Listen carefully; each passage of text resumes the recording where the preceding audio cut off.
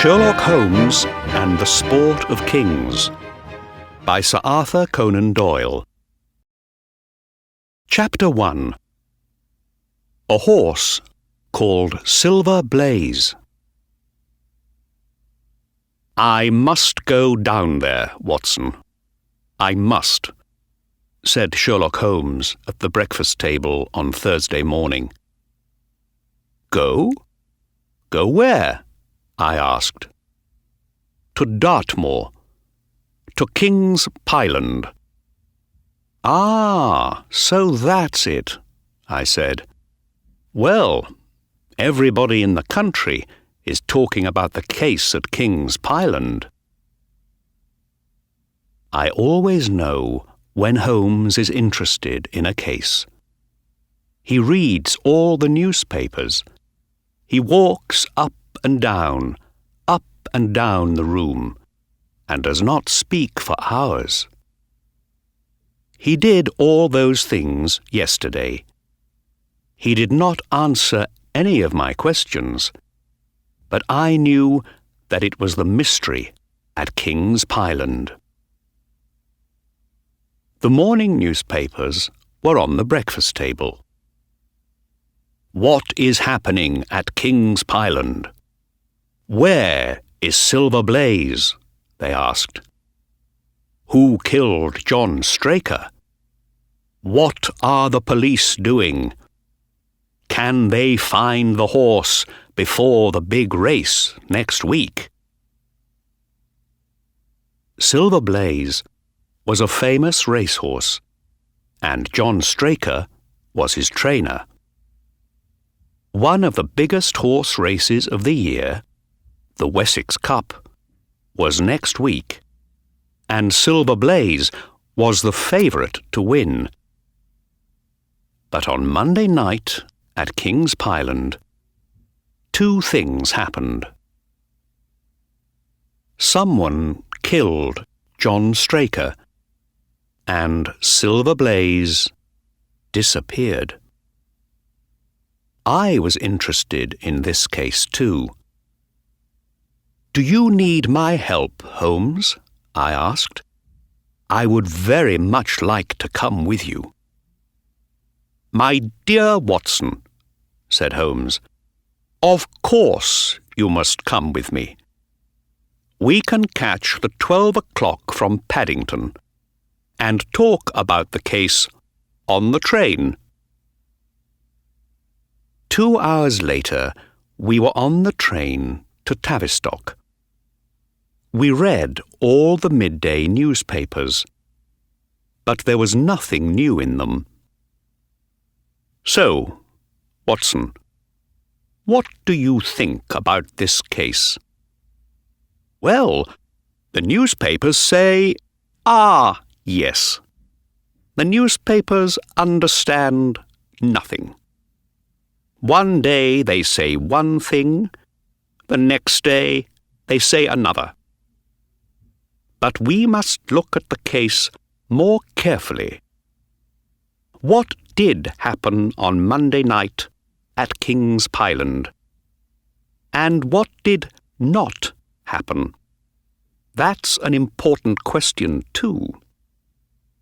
Do the police have any answers?"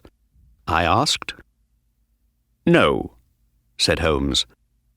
"On Wednesday morning I had 2 letters. One was from Mr. Ross, the owner of the horse, and the other was from the Dartmoor police, an Inspector Gregory. They ask for my help." "Wednesday morning?" I cried. "But this is Thursday morning. Why didn't you go down yesterday?" "Because it was an easy case. You can't hide a famous horse for long, I thought." "Where can you hide a horse on Dartmoor? There are no buildings, no trees. But I was wrong, Watson. The case is now 2 days old, and nobody can find the horse, or Strejker's killer. So, here we are, on the train to Tavistock. "And what do you think about it all?" I said. "Well, Watson, let's look at the case. First, we have a racehorse, Sильвер Блейз, only 5 years old, but already a winner in many big races. His owner, Mr. Ross, is a happy man, and rich. The racegoers are happy too. Sильвер Блейз nearly always wins his races, and so people put big bets on him to win. And when the favourite wins the race, a lot of people make money on their bets. But what happens when the favourite doesn't win, Watson? What then?" "A lot of people lose their money, of course," I said. "And people with big bets on a different horse can make much more money when that other horse wins." "Right, Watson. So, perhaps some people are very interested in Sильвер Блейз not running in the Wessex Cup. Of course, Mr. Ross and his trainer, John Strejker, know that, and they watch the horse very carefully. Now, let's look at the people and the place.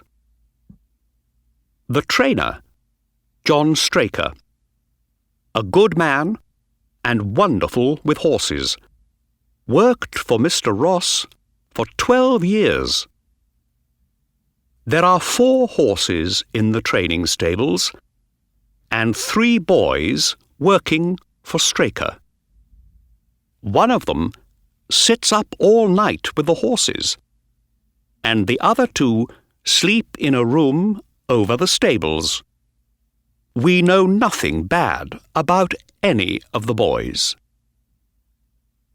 Strejker has a wife, no children, and lived, in a house about 200 metres from the stables. The town of Tavistock is 2 kilometres to the west, and about 2 kilometres to the east there is Capleton, another training stables. The owner there is Lord Backwater, and the trainer is Silas Brown. There are no other houses, just the hills of Dartmoor. I listened carefully. I wanted to remember it all, because Holmes does not like to say anything twice. "Now," he said, "what happened on Monday night?" "These papers came with Inspector Gregory's letter." "The best thing is for you to read them, Watson. Then tell me what you think." I took the papers from him and began to read.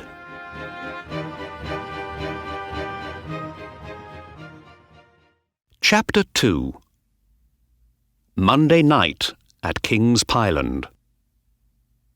Notes by Inspector Gregory, after talking to Edith Baxter, Ned Hunter, Mrs. John Strejker, and Mr. Fitzroy Simpson.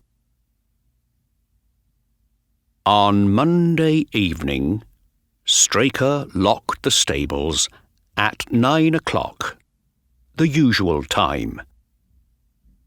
2 of the boys then walked up to the trainer's house for their dinner, But the third boy, Ned Hunter, stayed in the stables to watch the horses. At 9:05, the Strейкер's servant, a girl called Edith Baxter, carried Ned Hunter's dinner down to the stables.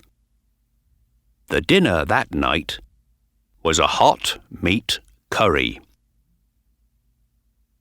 Edith was nearly at the stables when a man called out to her.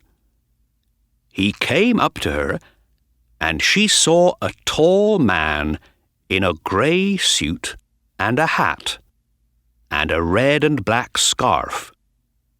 He carried a big walking stick, and Edith felt afraid of him. "Where am I?" the man asked. "What is this place?"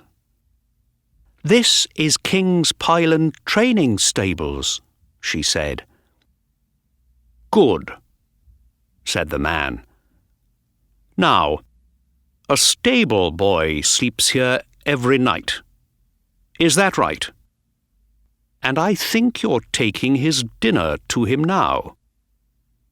He took an envelope out of his pocket. "Please, give the boy this, and you can have some money for a beautiful new dress." Edith did not take the envelope. She ran past the man to the stables and up to a small open window. She always put the boy's dinner through this window, and Ned Hunter was there, ready to take it. "Oh, Ned!" Edith cried. But before she could say any more, the stranger came up behind her. "Good evening," he said through the window to the boy. "I want to talk to you." "Who are you? What do you want?" Ned Hunter said. "I want to make you rich, boy," the stranger said. "You help me, and I help you. You have 2 horses in for the Wessex Cup, Sильвер Блейз and Bayard. I hear that Bayard is the better horse, and that you stable boys are putting your bets on him to win. Am I right?" "I'm not saying anything," cried Ned Hunter. "We don't talk about our horses at King's Pyland, so get out. I'm getting the dog now." Ned ran across the stables to get the dog, and Edith began to run back to the house. But she looked back after about 30 meters and saw the man at the little window with his head and one arm inside the room. Edith ran on, and a minute later, Ned came out of the building and locked the door behind him. He ran all round the stables with the dog, but the man was gone. Ned Hunter told the trainer and the other boys about the stranger. But no one saw him again. The next thing happened at 1 o'clock in the morning, when John Strейкер got out of bed. "What's the matter?" said his wife. "Where are you going?" "To the stables," Strейкер said. "I can't stop thinking about that stranger. I just want to have a look around." "But it's raining. Wait until the rain stops," she said. No, Strейкер said. "I want to go now." He left the house, and Mrs. Strейкер went back to sleep. At 7 in the morning, she woke up, but her husband was not there. She quickly got up, called the servant, Edith, and they ran down to the stables. They found the stables unlocked. Strejker was not there, and inside, on a chair, Ned Hunter slept like a dead man. Silver Blaize was gone, and his stable door was open. They called the other 2 boys from the room over the stables. They were good sleepers and heard nothing in the night. Nobody could wake Ned Hunter, so the 2 women and the boys ran out to look for the trainer and the horse. 500 meters from the stables, they saw Strejker's coat on a small tree. Down the hill, just past the tree, they found the trainer. He was dead.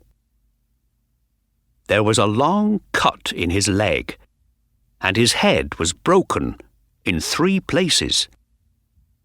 In his right hand, he had a small knife with blood all over it, and in his left hand, he had a red and black scarf.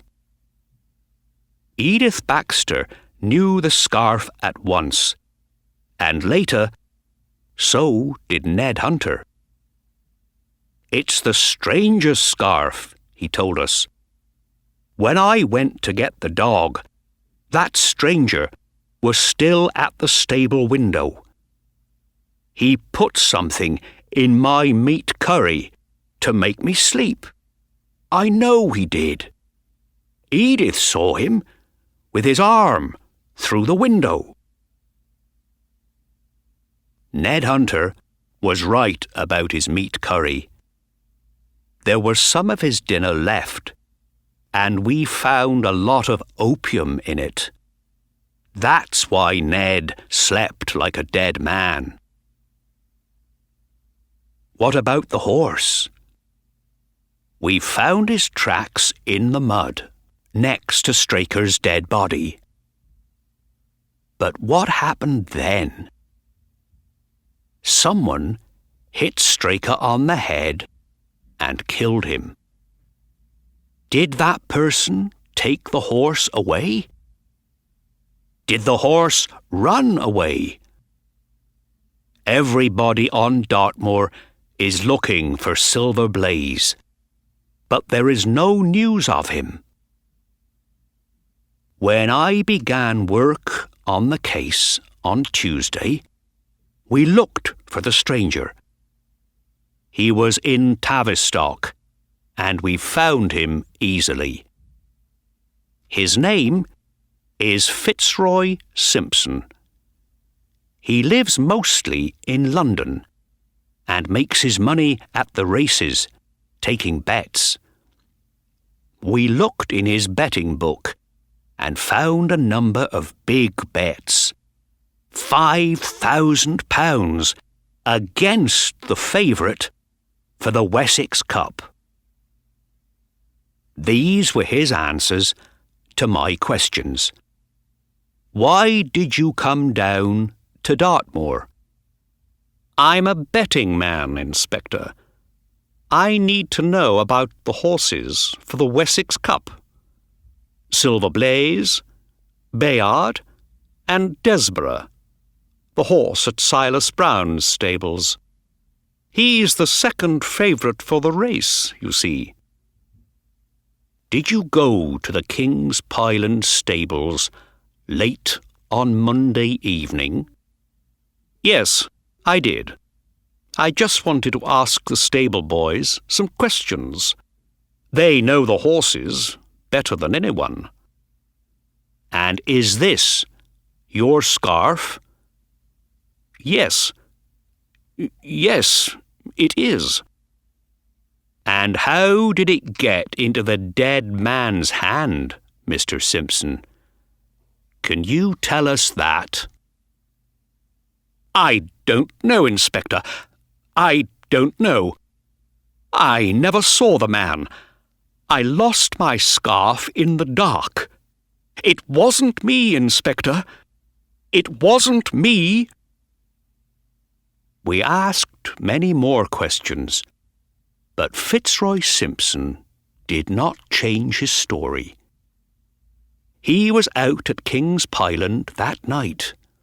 His suit was still wet from the rain, and his big walking stick could break a man's head open. But there were no cuts on his body.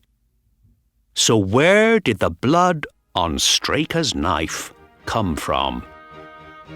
And where is the horse?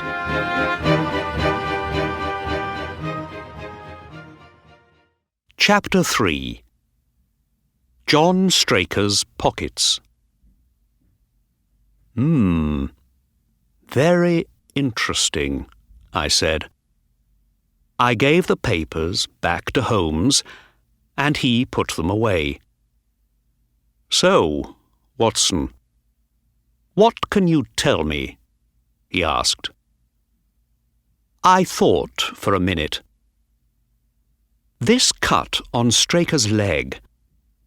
Perhaps he did it with his own knife. When something hits you very hard on the head, and you have a knife in your hand, it can happen, you know. Very good, Watson. And that's bad news for Fitzroy Simpson. So, did Simpson do it, do you think? I said. Perhaps, said Holmes. Let's look at it. Simpson puts opium in the boy's dinner. He goes away and comes back later in the night. He gets into the stables, takes the horse out, and leaves. But the trainer arrives at that moment, sees him, and follows him. The two men fight, and Simpson breaks Sтрейкер's head open with his stick. Then Simpson takes the horse. But where? Or did the horse run away? Is it still out on the moor? And how did Simpson get into the locked stables? I don't know, Watson. I don't know. We must wait and see. When we arrived at Tavistock Station, two men came to meet us. Inspector Gregory was a tall, slow-moving man with blue eyes, and Mr. Ross was small and quick.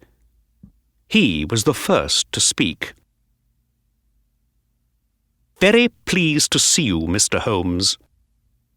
The inspector here is working hard, but we need help. We must find poor Sтрейкер's killer, and I want to find my horse. Is there any news? Asked Holmes. Let's talk on the way, the inspector said. I'd like you to see everything in the daylight. We were soon out of the little town and up on the brown hills of the moor.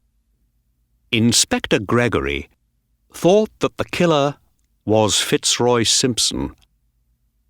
Simpson was out in the rain that night. His suit was still wet on the Tuesday, he said.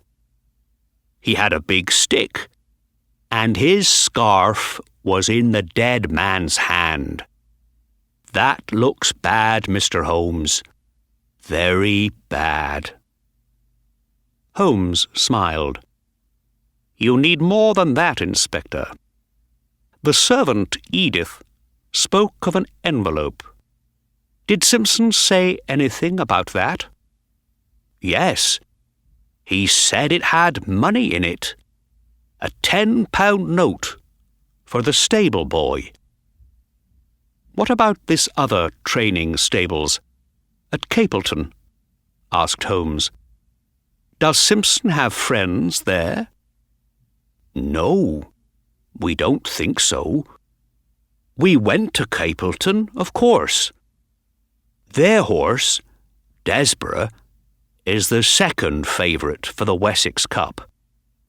And Silas Brown, the trainer, was not friendly with Straiker. But we found nothing." When we arrived at King's Pyland, Inspector Gregory took us into the trainer's house. "Straker's body is upstairs," he said. "But we have here the things from his pockets and from the ground next to his body. Would you like to see them, Mr. Holmes?" "Very much," said Holmes. We went into the front room, and the inspector opened a box and put things on a table. There was a box of matches, a small piece of candle, some money, a watch, some papers, and a small, thin knife. "This is a strange knife," Holmes said. He looked at it carefully and then gave it to me. "What is it, Watson?" "It's an eye knife," I said. "Doctors use these when they cut into an eye. You don't usually see them outside a hospital." Said Holmes. "So why did Straiker take this knife? It's no good for fighting." "His wife says it was in the bedroom for some days," said Inspector Gregory. "Perhaps he just took it because it was there, on the table." "Perhaps," said Holmes. "What about these papers?" "One is a letter from Mr. Ross. The others are bills," the inspector said. "3 of them are bills for the horse's food, and this one is a bill from a dressmaker in London for a Mr. William Derbyshire. He was a friend of Straker's, his wife tells us. His letters sometimes came here, and Straiker sent them on." "Mrs. William Derbyshire is an expensive lady," said Holmes, looking at the bill. £25 is a lot of money for just one dress and one hat. He put the bill down and moved to the window. "Inspector, can we go out on the moor now, before the light begins to go?" We left the room, and at the front door we saw a woman. She came up to Inspector Gregory and put her hand on his arm. "Is there any news?" she said. "No, Mrs. Straiker. But here is Mr. Holmes, the famous detective from London. We have him to help us now." "I think I met you a month or 2 ago, Mrs. Straiker," said Holmes. "Let me see. Yes, it was in Plymouth, at a garden party. Do you remember?" "No, sir. That wasn't me." "But I remember so well. You had a blue dress and a dark blue hat with white flowers on it." "I don't have a hat with flowers on it, sir," Mrs. Straiker said. Well, I am wrong, then. I am so sorry." And with that, Holmes followed the inspector outside. The four of us then walked past the stables and up onto the moor. After 10 minutes, Inspector Gregory stopped. "Here we are," he said. "Straiker's body was just down there. His coat was here, on this small tree." "On the tree, not on the ground?" Holmes asked. "Oh, no. It was on the tree, carefully away from the mud on the ground." "Interesting," said Holmes. "Now, I must look at the mud down there."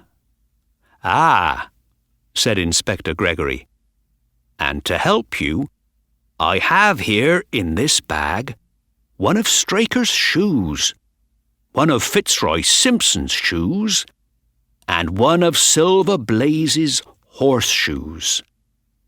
"My dear Inspector, well done." Holmes was very pleased. "You think of everything." For some minutes, Holmes looked carefully at the ground, his eyes only centimetres away from the mud. "Hello," he said suddenly. "What's this?" From out of the mud, he took a match, or a small piece of one. "Now, why didn't I find that?" said the inspector. "I knew it was there, you see," said Holmes. "You knew?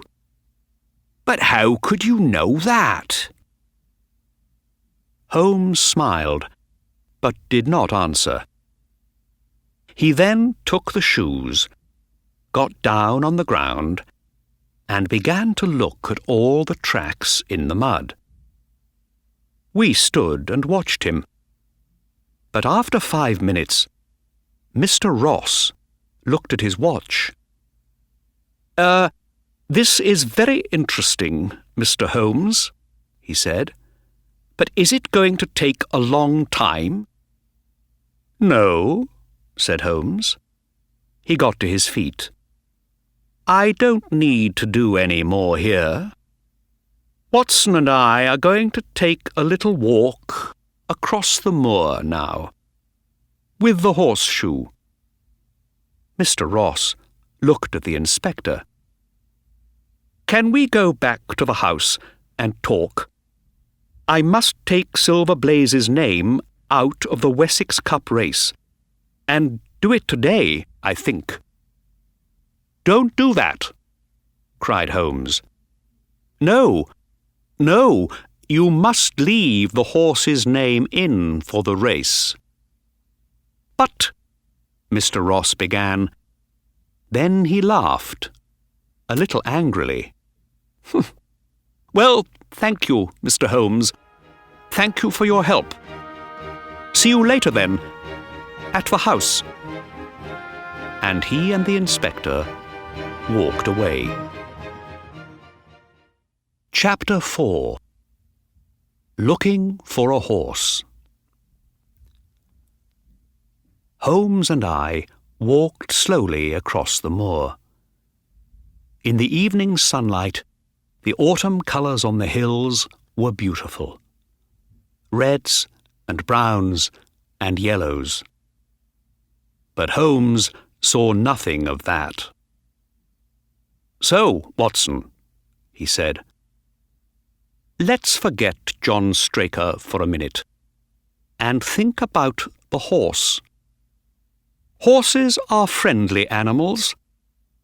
Let's say that Silver Blaze runs away after the killing. Here he is, out on the cold, wet moor.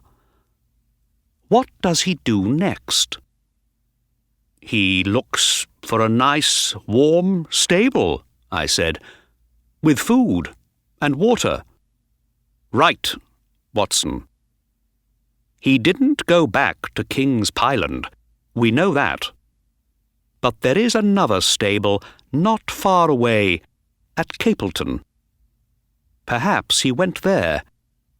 And the way to Capleton, Watson, is down this hill. Let's go." We walked quickly down the hill, and at the bottom we found a small river and some very wet ground. "Wonderful," said Holmes. "I wanted mud, and here it is. You follow the left side of the river, Watson. We're looking for the tracks of horseshoes." We found them after only 50 metres. Holmes took the horseshoe out of his pocket and put it next to the tracks. "Yes, that's Silver Blaize, no question about it." We followed the tracks easily, then lost them for a time, but found them again about 200 metres from the Capleton stables. "Here they are!" I cried.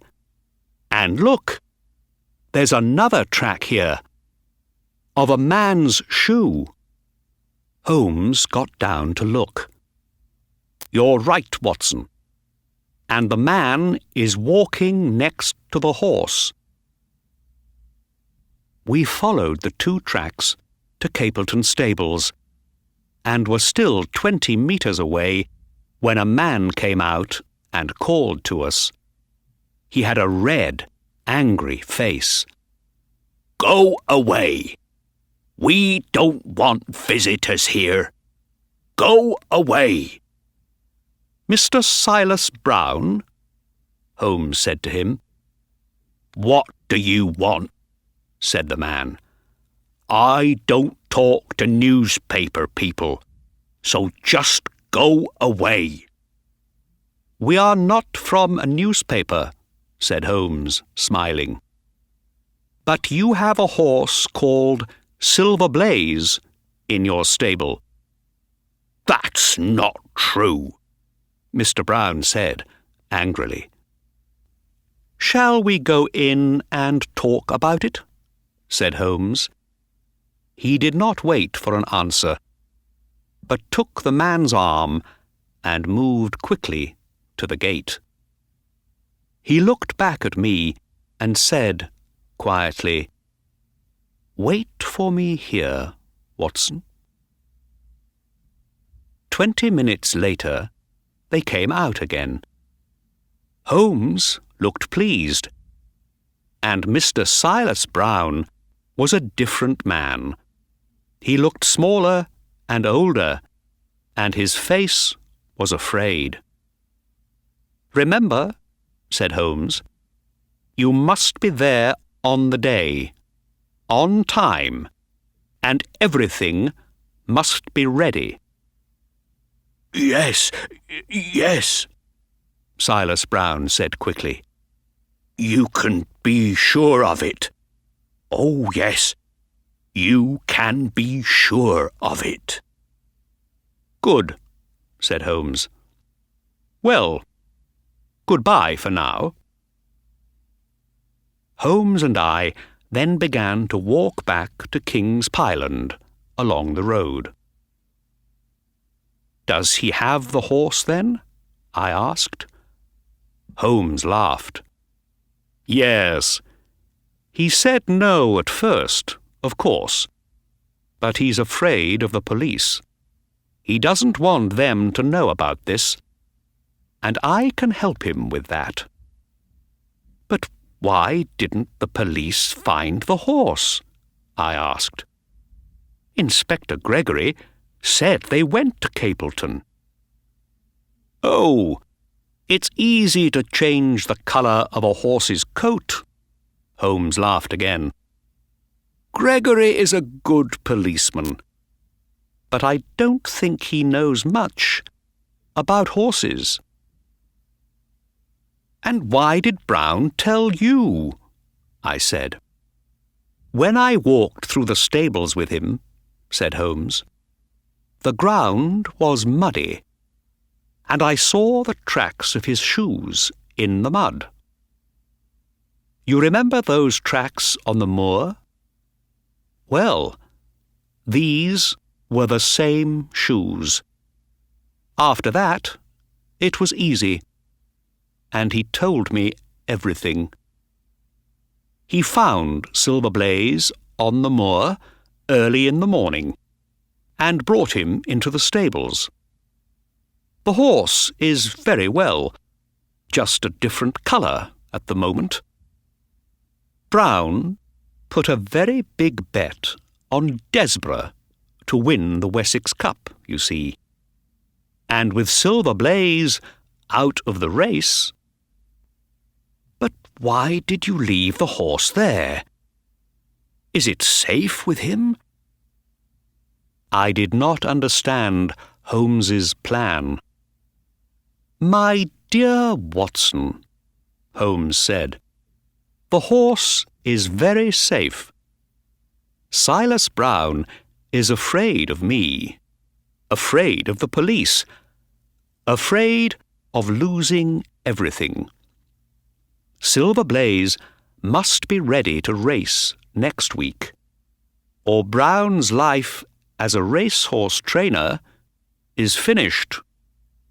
And Brown knows that. Mr. Ross isn't going to like it, I said. Mr. Ross, said Holmes, doesn't understand detective work. He wants answers today, now, at once. So he must learn a lesson. He must learn to wait. Say nothing about Silver Blaize for the moment, Watson.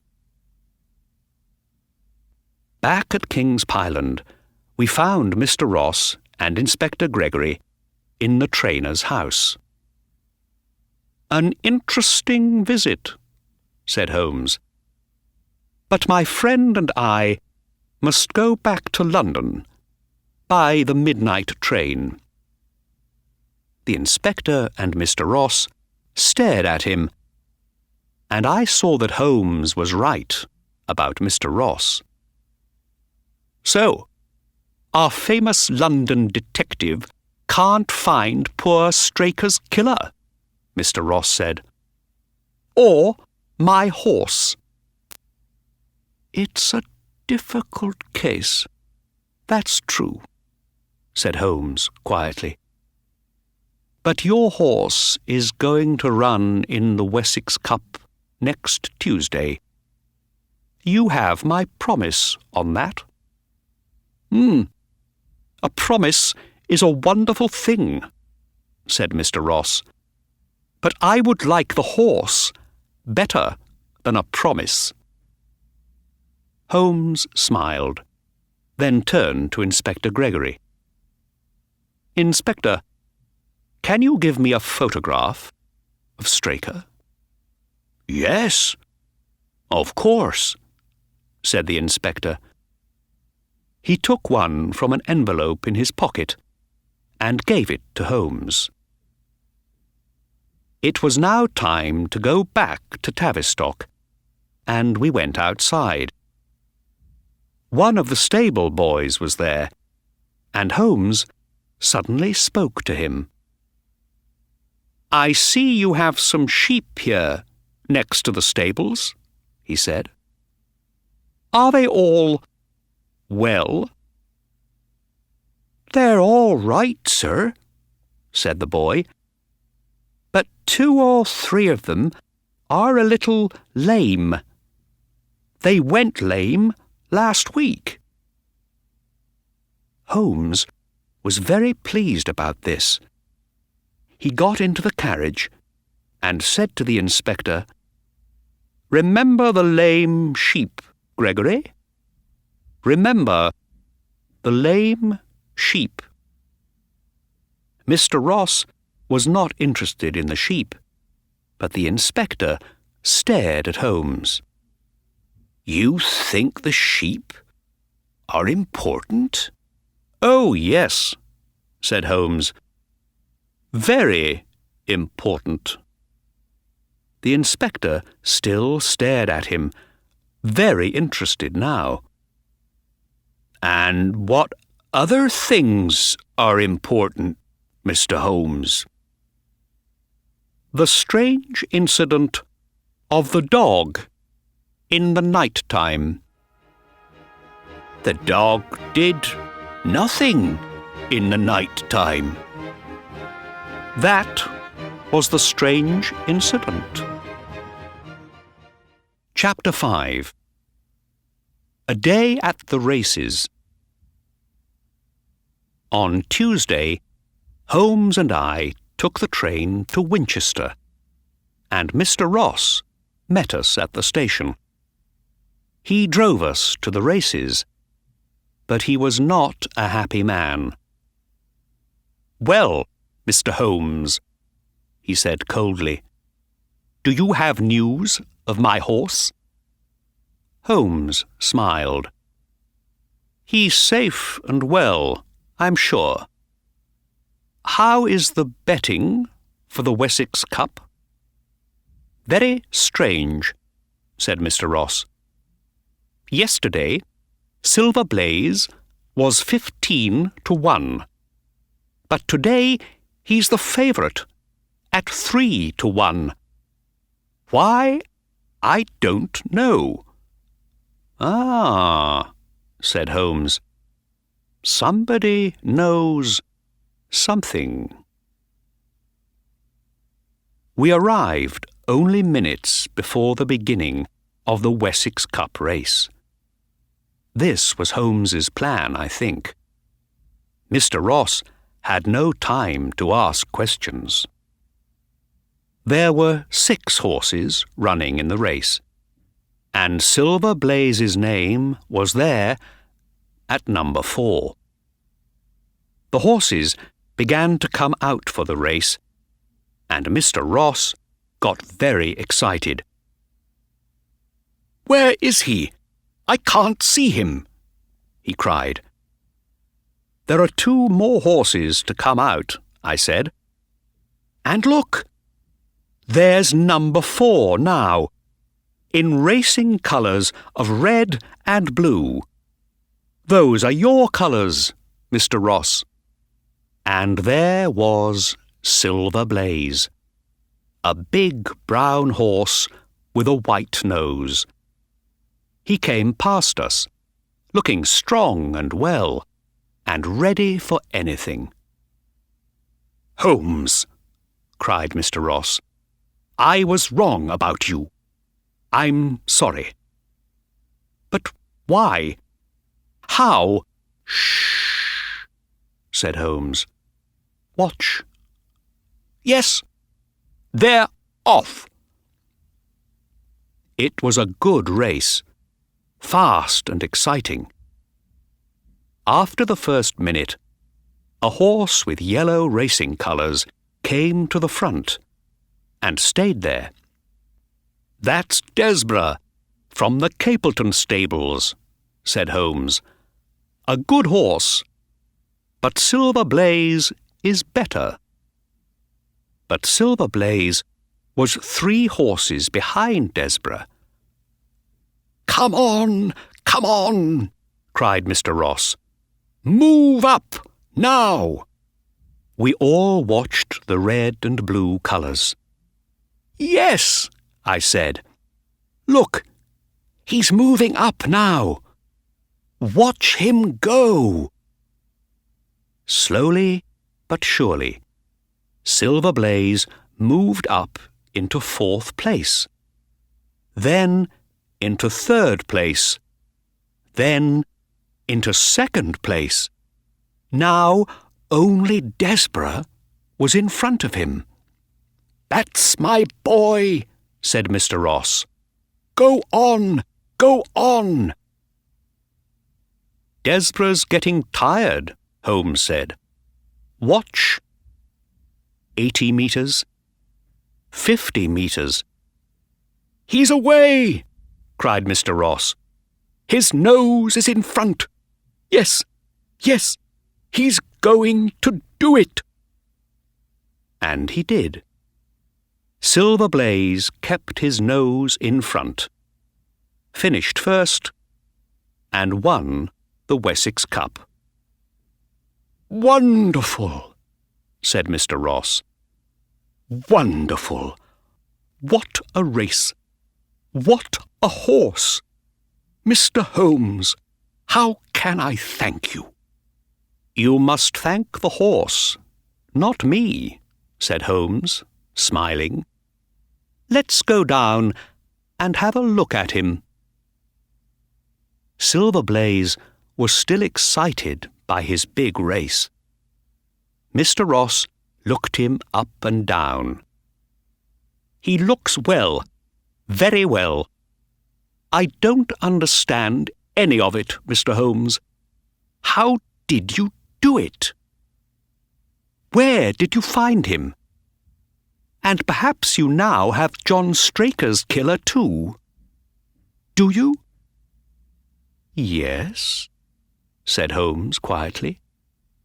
"Yes, I have him too." Mr. Ross and I stared at him.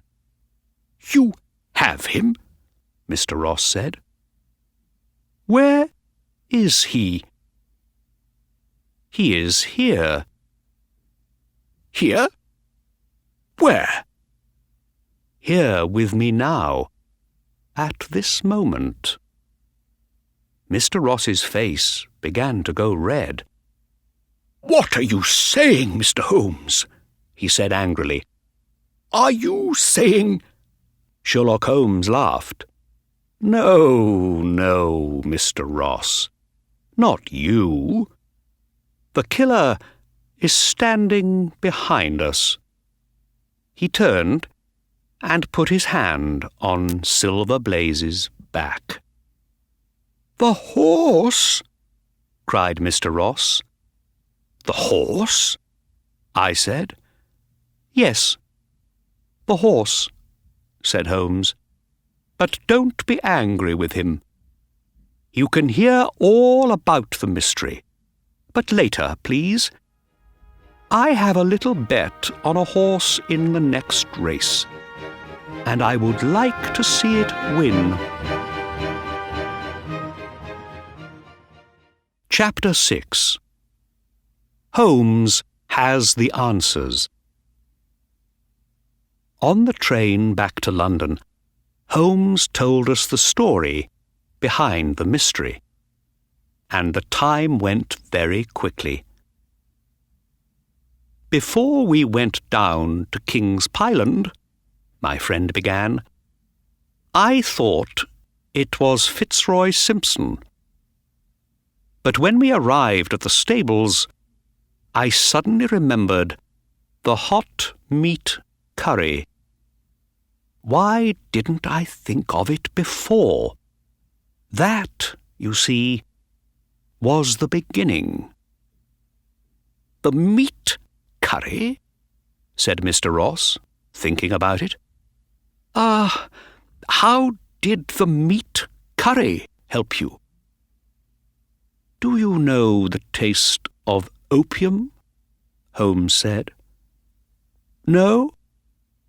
Well, it's not a very strong taste, but it's there. You can taste it in most food, but not in curry. Curry has a very strong taste, stronger than opium. So the killer says, 'I need a night when the dinner is a meat curry.' Then Ned Hunter can eat his dinner happily without the taste of opium and go to sleep."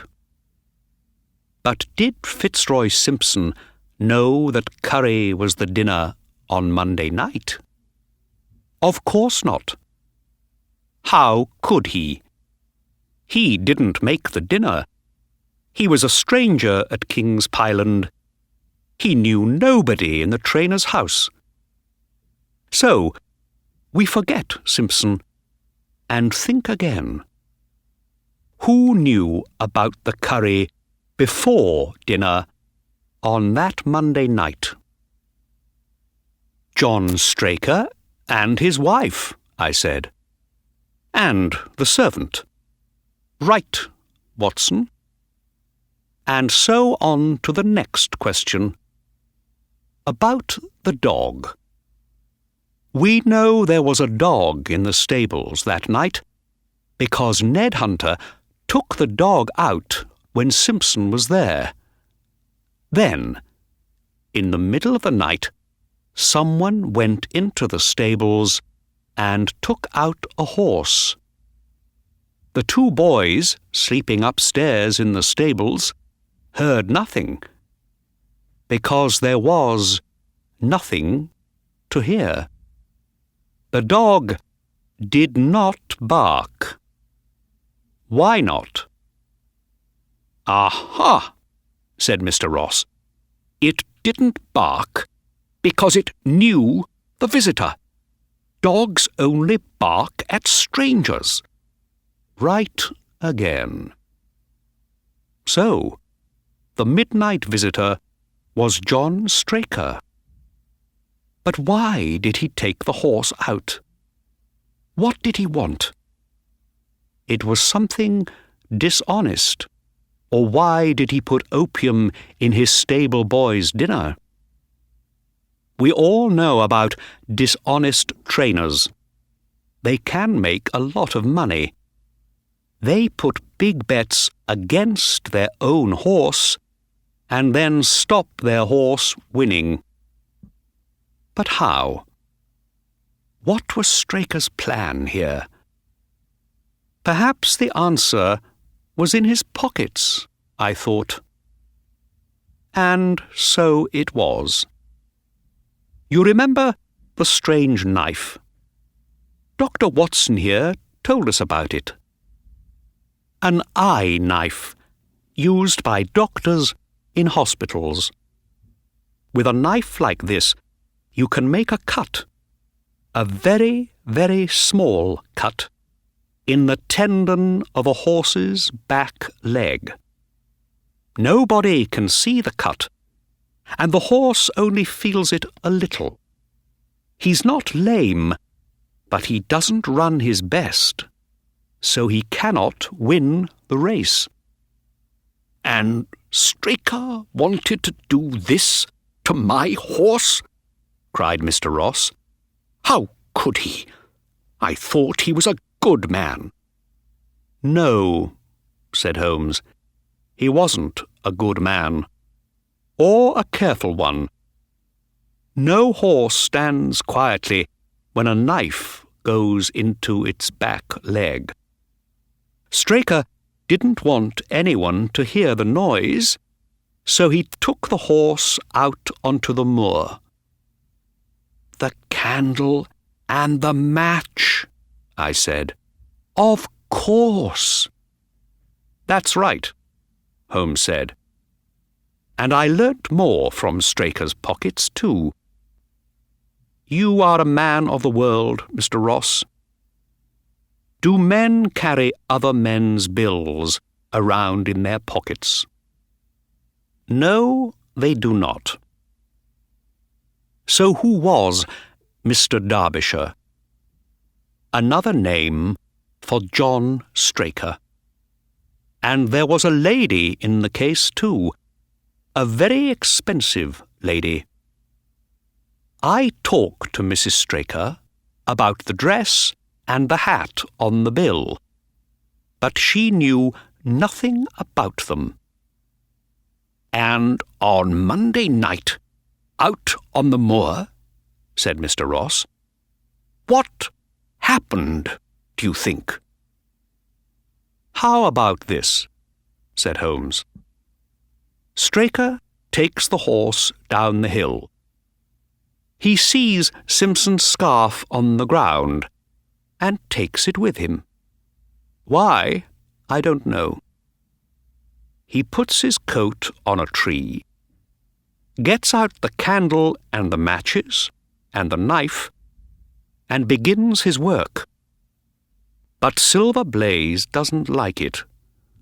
Perhaps he's afraid. Perhaps he feels something is wrong.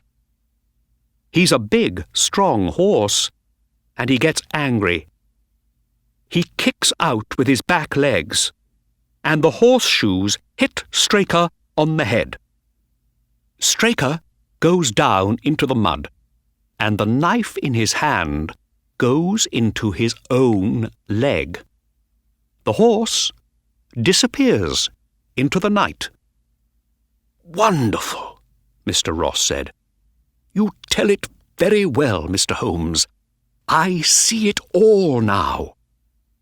"And the sheep?" I asked. "What about the sheep?